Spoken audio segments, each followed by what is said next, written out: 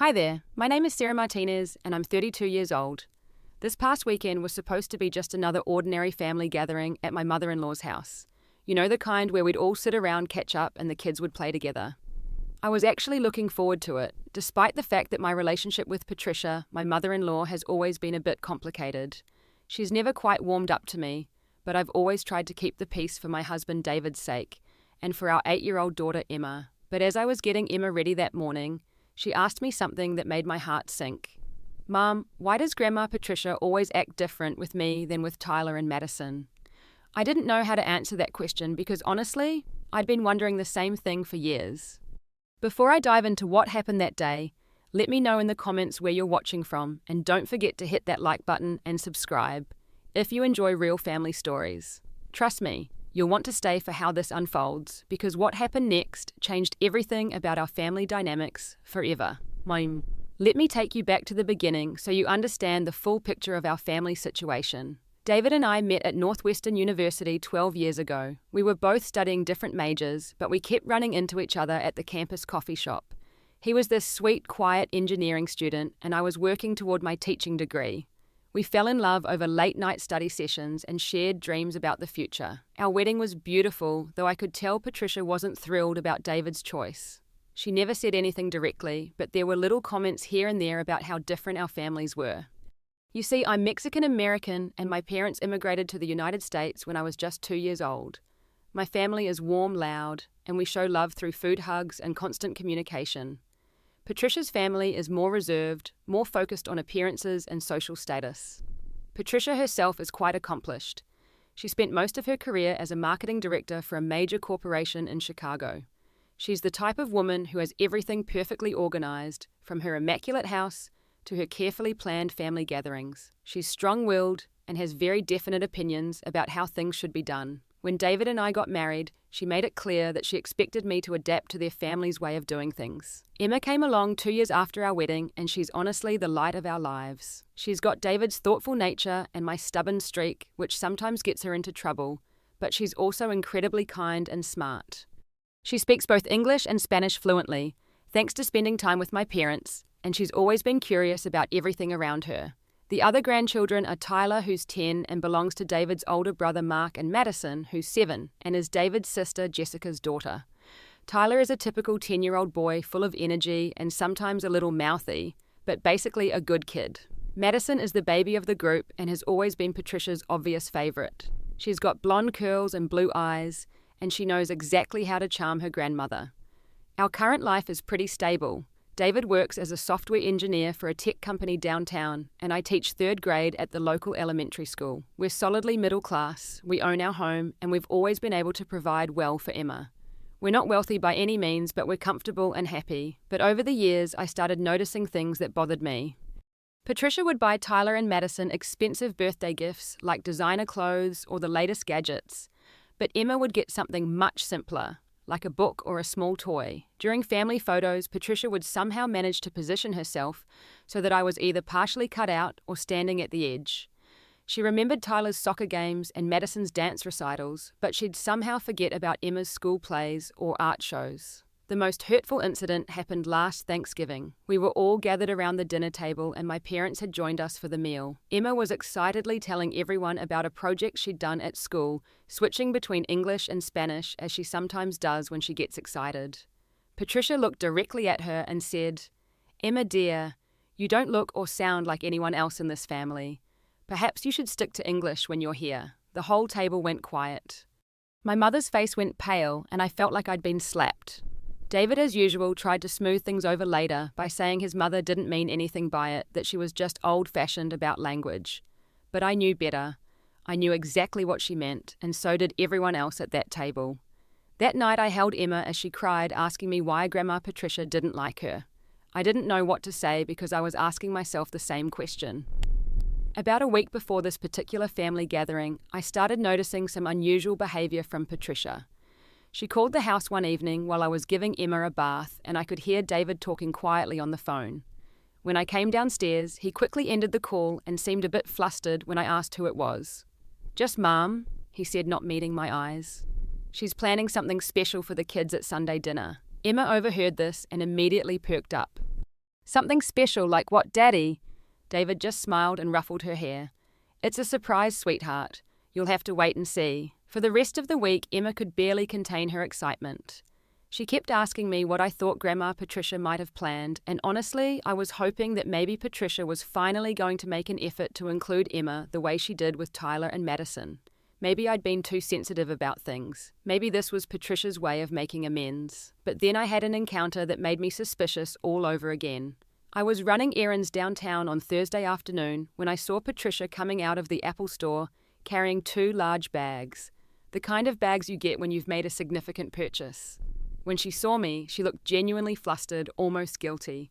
"Oh, Sarah," she said, clutching the bags closer to her body. "I didn't expect to see you here."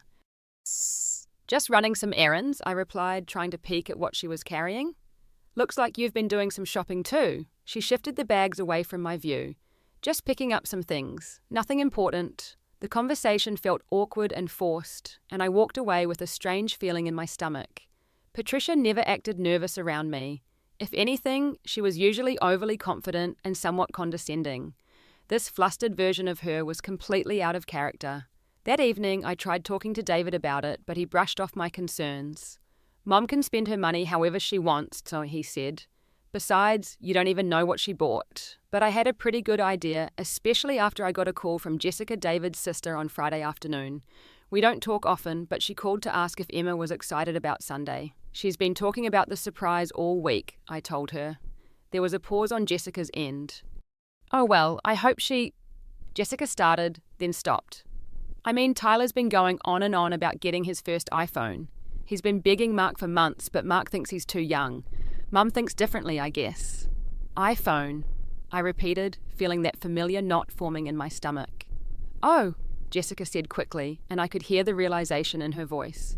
I assumed all the kids were getting... Never mind. I should go. Madison needs help with her homework." She hung up abruptly, leaving me staring at the phone with growing dread. Tyler was getting an iPhone. Madison probably was too. But what about Emma? That night, as I was tucking Emma into bed, she looked up at me with those big brown eyes that are so much like mine and said, "Mom, do you think I might get a phone like some of my friends at school? They have iPhones and they can take pictures and play games." I smoothed her hair back from her forehead, trying to keep my voice steady. "We'll see, sweetheart. Let's just wait for Sunday and see what surprise Grandma Patricia has planned." But inside, I was already bracing myself for disappointment. Patricia had never given Emma anything close to what she gave Tyler and Madison.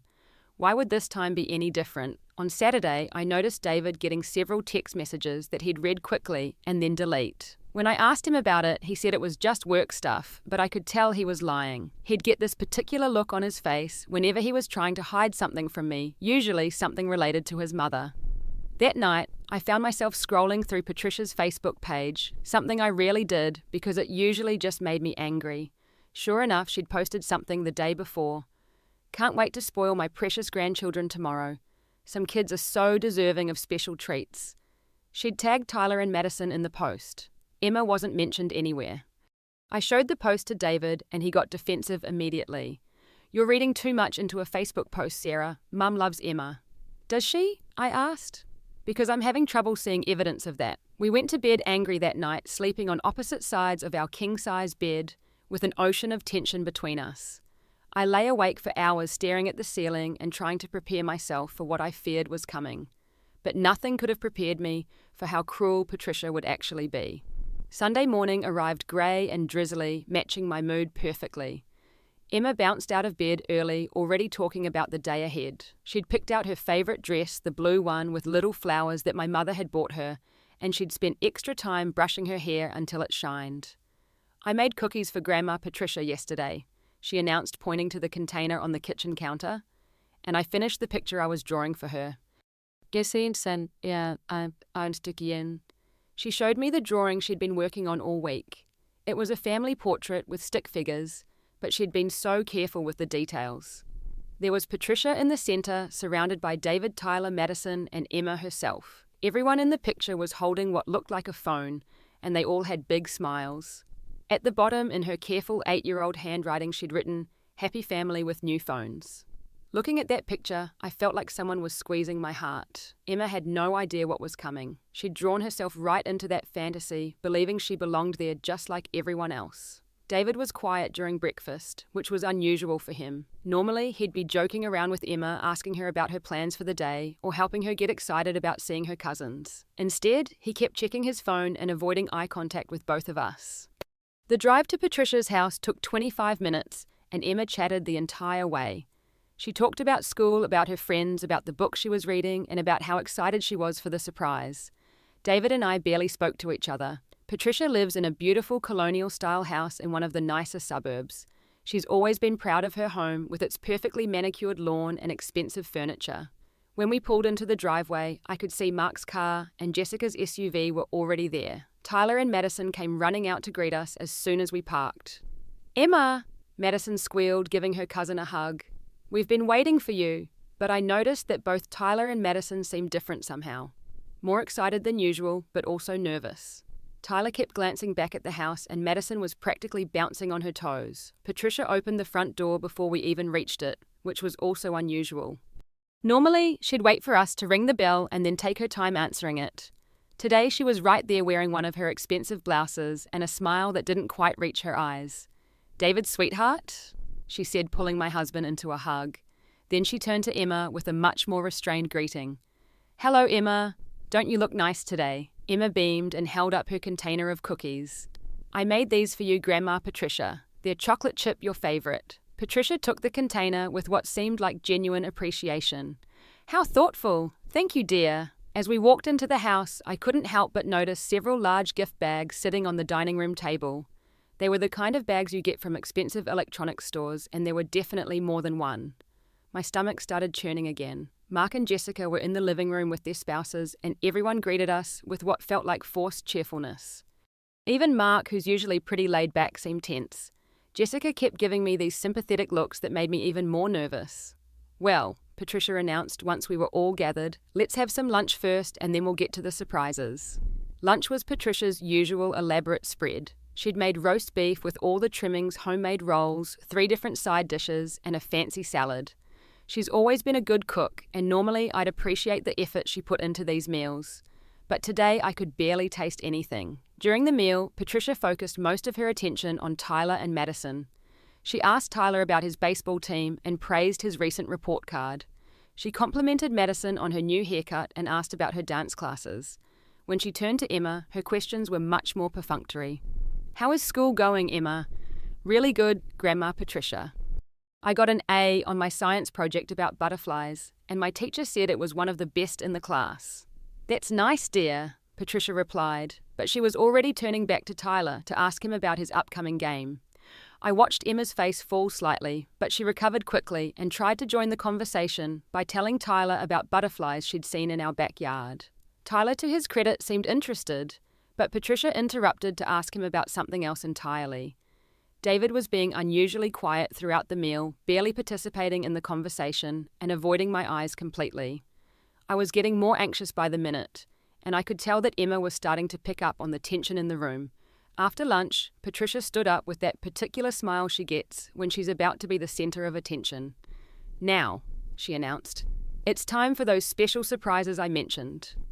Tyler and Madison immediately perked up, exchanging excited glances. Emma sat up straighter in her chair, her eyes bright with anticipation. "You know," Patricia continued, "I've been thinking about how hard you children work in school and how good you've all been. Grandma believes in rewarding good behavior." She walked over to the dining room table where those gift bags were waiting. My heart was pounding so hard I was sure everyone could hear it. "Tyler," Patricia said, picking up the first bag, "you've been doing so well in school, and your parents tell me you've been very responsible lately." She handed him a large Apple Store bag, and Tyler's eyes went wide. With Patricia's permission, he reached inside and pulled out a box containing an iPhone 16 Pro Max in blue titanium. The box alone probably cost more than I spend on groceries in a month. "Oh my gosh, Grandma," Tyler exclaimed, his voice cracking with excitement. "Is this really for me?" "Of course, sweetheart. And look, there's more." Patricia reached into the bag again and pulled out an expensive-looking phone case, a wireless charging pad, and what looked like a year's worth of accessories. Tyler was practically vibrating with excitement as he examined each item. Madison, come here, princess, why say Patricia called, picking up the second bag. Madison skipped over, and I watched as Patricia presented her with an identical iPhone 16 Pro Max, this one in pink. Madison squealed with delight, hugging the box to her chest like it was a precious treasure. Thank you, thank you, thank you, Grandma Patricia, Madison gushed. I can't believe it. Wait until I show all my friends at school. Emma was sitting perfectly still in her chair, her hands folded in her lap, watching her cousins with a mixture of excitement and patience. She was clearly expecting her turn to come next. The smile on her face was so trusting, so hopeful that I felt like I might throw up. These are very expensive gifts, Patricia announced, looking directly at Tyler and Madison. They come with big responsibilities. You'll need to take very good care of them and use them wisely. Both children nodded solemnly, still clutching their new phones. Then Patricia turned toward Emma, and I held my breath. Emma sat up even straighter, her eyes shining with anticipation. Emma, dear, Patricia said, her voice taking on a different tone. You're still quite young, aren't you? Emma nodded eagerly. I'm 8, Grandma Patricia. I'll be 9 in 4 months. Yes, that's what I thought. Well, sweetie, expensive gadgets like these phones are really meant for older, more mature children. 8 is still too young for such expensive technology. I watched Emma's face as the words sank in. The bright anticipation in her eyes began to dim, but she was still holding on to hope. Patricia reached behind her back and produced a small gift bag, the kind you might get from a dollar store rather than an electronics retailer. But I didn't forget about you completely, Patricia continued. I found something I thought you might enjoy. She handed Emma the small bag. With hands that were beginning to tremble slightly, Emma reached inside and pulled out a coloring book. It was titled All About Cell Phones and featured cartoon drawings of various phone models for children to color in. The room went completely silent. Even Tyler and Madison, who had been chattering excitedly about their new phones just moments before, went quiet as they realized what had just happened. Emma stared down at the coloring book in her hands. I could see her trying to process what had just occurred, trying to understand why she'd been excluded from something that had clearly been planned for all the grandchildren. It costs $5 at the bookstore, Patricia added, as if that made it better somehow. I thought it would help you learn about phones until you're old enough for a real one. Emma looked up at Patricia, and I could see the tears starting to form in her eyes, but she was fighting hard to hold them back. Thank you, Grandma Patricia. She whispered, her voice barely audible. That's when something inside me snapped. I watched my 8-year-old daughter sitting there trying so hard to be polite and grateful while her heart was breaking, and I couldn't stand it for another second. I looked around the room at the adults who were supposed to love and protect this child. David was staring at his plate, his jaw clenched but saying nothing. Mark looked uncomfortable but wasn't speaking up. Jessica was studying her hands. Everyone was just going to sit there and let this cruelty happen without saying a word. Emma turned to me with those tear-filled eyes and asked the question that shattered my heart into a million pieces. Mom, did I do something wrong? Kiss. That question from Emma cut through me like a knife. I looked at my daughter's confused, hurt face, and something fundamental shifted inside me.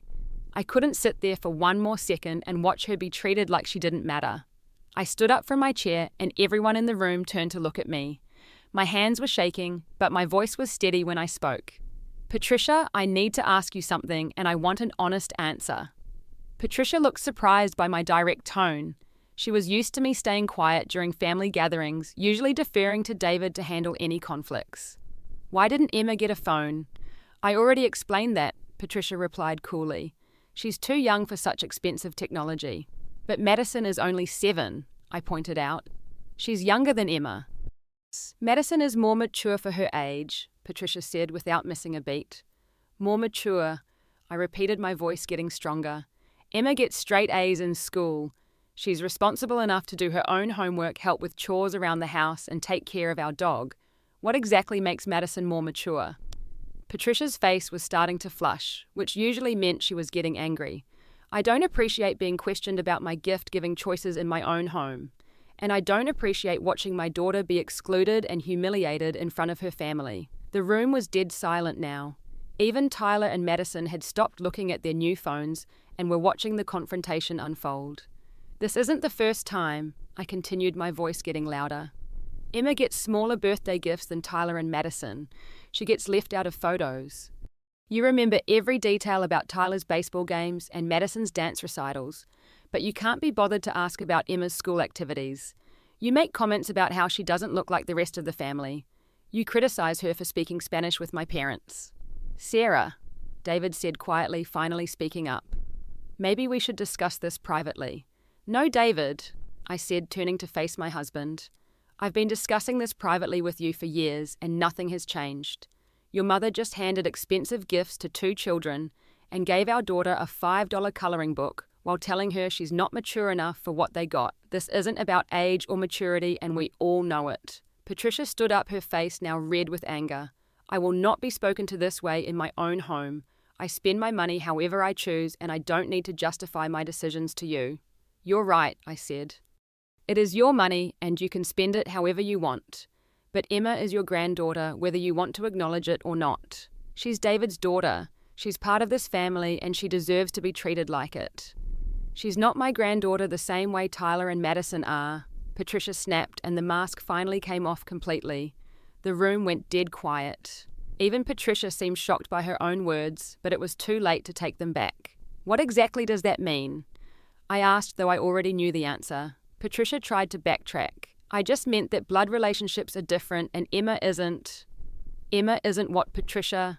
She isn't white enough for you. She isn't 100% your blood because I'm her mother. That's not what I said. It's exactly what you said.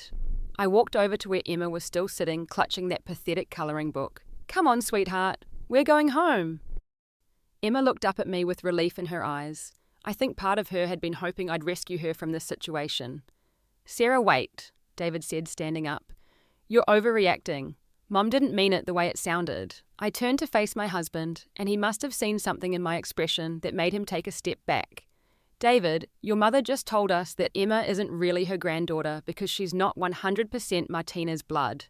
She just humiliated our daughter in front of the entire family by excluding her from a gift-giving occasion that was clearly planned for all the grandchildren. And you think I'm overreacting? I think we should talk about this at home, David said weakly. We've talked about this at home for 8 years, David. We've talked about your mother's treatment of Emma, and every single time you tell me I'm being too sensitive or that I'm imagining things. Well, I'm not imagining this, and neither is Emma. I looked around the room at the faces of people who were supposed to be our family. Mark and Jessica were avoiding eye contact. Tyler and Madison looked scared and confused. Patricia was standing there with her arms crossed, looking defiant despite having just revealed her true feelings. Patricia, you've made it clear that Emma isn't welcome here as an equal member of this family. Since that's the case, we won't be coming to family gatherings anymore. Sarah, Patricia started, but I cut her off. No, I'm done. I'm done watching you treat my daughter like she's less than your other grandchildren. I'm done listening to your subtle and not so subtle comments about our family. I'm done pretending that this is normal or acceptable behavior. I took Emma's hand and started walking toward the door. Come on, baby, let's go home. Emma dropped the coloring book on Patricia's expensive coffee table and took my hand without hesitation. As we walked out of that house, I heard Patricia calling after us, but I didn't turn around. In the car, Emma was quiet for the first few minutes. Finally, she asked, Are we not going to see Grandma Patricia anymore? I looked at her in the rearview mirror. Not until she learns to love you the way you deserve to be loved. Emma nodded and looked out the window. After another few minutes, she said, Mom? Yes, sweetheart. I'm glad we left. I didn't really want that coloring book anyway. That night, after I'd tucked Emma into bed and she'd fallen asleep, David came home. We had the biggest fight of our 10-year marriage. David walked through our front door around 9 o'clock that night, and I could tell from his expression that he was ready for battle. He'd clearly spent the last few hours at his mother's house, being told what a terrible wife I was and how I'd ruined the family gathering. We need to talk, he said, not even bothering with a greeting.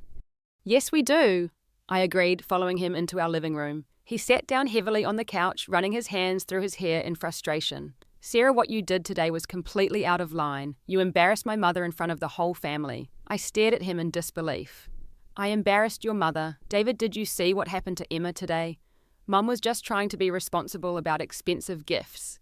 Emma is younger than Tyler and Madison. Emma is 8 years old and Madison is 7. That's 1 year difference, not a generation gap. And this wasn't about age, David. Your mother flat out said that Emma isn't her granddaughter the same way Tyler and Madison are. David shifted uncomfortably. She was upset when she said that. She didn't mean it. She meant every word, and you know it. This has been building for 8 years, David. 8 years of watching your mother treat Emma like she's some kind of consolation prize grandchild. You're exaggerating. Am I? Let's talk about birthday gifts, David. Last year, Tyler got a brand new bike that cost $300. Madison got that expensive American Girl doll set that was over $200. Emma got a $20 gift card to Target. The year before that, Tyler got tickets to a Cubs game with your mom. Madison got a weekend trip to that fancy resort in Wisconsin with your mum and Jessica. Emma got a book. David was quiet, but I could see him trying to formulate some kind of defense. And it's not just gifts, I continued. It's everything. Your mother takes pictures of Tyler and Madison and posts them all over Facebook with captions about her precious grandchildren. When's the last time she posted a picture of Emma? When's the last time she bragged about Emma's accomplishments the way she brags about Tyler's baseball games or Madison's dance recitals? Maybe she just relates to Tyler and Madison differently because what, David? Because they're white. Because their mothers are white. Because Emma looks too much like me for your mother's comfort. David stood up and started pacing. That's not fair, Sarah. My mother isn't racist. Isn't she? Then explain today to me. Explain why an 8-year-old who gets straight A's and has never been in trouble at school isn't mature enough for a phone, but a 7-year-old is. I don't know, okay, maybe Mom made a mistake. A mistake. David, your mother spent probably $1,500 on phones and accessories for Tyler and Madison. She didn't forget to buy Emma a phone. She deliberately chose not to. She planned this whole thing, and she planned to exclude our daughter. The truth of what I was saying was finally starting to sink in, and I could see it on David's face. He sat back down on the couch and put his head in his hands. What do you want me to do, Sarah? She's my mother. I want you to protect your daughter. I want you to stand up for Emma when your mother treats her badly. I want you to stop making excuses for behavior that we both know is wrong. You're asking me to choose between my mother and my wife. No, David. I'm asking you to choose between enabling your mother's cruelty and protecting your child. That should be an easy choice. We argued for another hour, going in circles with David, trying to minimize what had happened and me refusing to back down. Finally, exhausted and frustrated, David grabbed his pillow and a blanket and went to sleep on the couch. I lay in our bed that night, staring at the ceiling and wondering if our marriage could survive this. I knew I'd crossed a line today, but I also knew I'd do it again in a heartbeat if it meant protecting Emma. The next morning, something unexpected happened. Mark, David's older brother, called me while David was in the shower. He said quietly. I wanted to apologize for yesterday. Tyson, I was surprised to hear from him at all. Mark and I had always gotten along fine, but we'd never been particularly close. You don't need to apologize, Mark. You didn't do anything wrong. That's just it. I did do something wrong. I sat there and watched Mom treat Emma badly, and I didn't say anything. Jessica and I talked about it last night, and we both feel terrible. Really. Really. Look, we've noticed Mom's behavior toward Emma for years. We've talked about it privately, but we've been cowards about addressing it. Yesterday was so blatant that we can't pretend anymore. I felt tears starting to form in my eyes. For years, I'd wondered if I was imagining the differential treatment or being overly sensitive. Having Mark acknowledge it was a huge relief. Jessica wants to call you later, Mark continued. She's been feeling guilty about not speaking up, and Sarah Tyler came to us last night and said he felt bad about getting a phone when Emma didn't. He wanted to know if he could share it with her. That broke my heart in the best possible way. Tyler, despite being only 10 years old, had recognized the unfairness of the situation in a way that none of the adults in the room had been willing to acknowledge. Tell Tyler that's very sweet of him, but he should enjoy his gift. This isn't his fault. I know, but it says something about the kind of kid Emma is that Tyler was thinking about her feelings. After I got off the phone with Mark, I felt a little bit hopeful for the first time since yesterday's disaster. At least some members of David's family were recognizing the problem. David and I barely spoke for the next few days. He went to work, came home, helped Emma with her homework, and we went through the motions of being a family. But there was a wall between us that hadn't been there before. On Wednesday evening, Patricia called. David answered, and I could hear her voice through the phone from across the room. She was clearly upset, probably demanding that David bring his family back in line. When David hung up, he looked at me with exhaustion in his eyes. Mum wants to know when we're coming for Sunday dinner this week. We're not, I said simply. Sarah, we can't avoid family gatherings forever. Watch me. This is killing my mother. She says she can't sleep. She's been crying. Good, I said, and I meant it. Maybe if she's uncomfortable enough, she'll think about how her behavior affects Emma. That Friday, something wonderful happened. I came home from work to find Emma in our backyard, talking excitedly on a brand new iPhone 16 Pro Max in purple.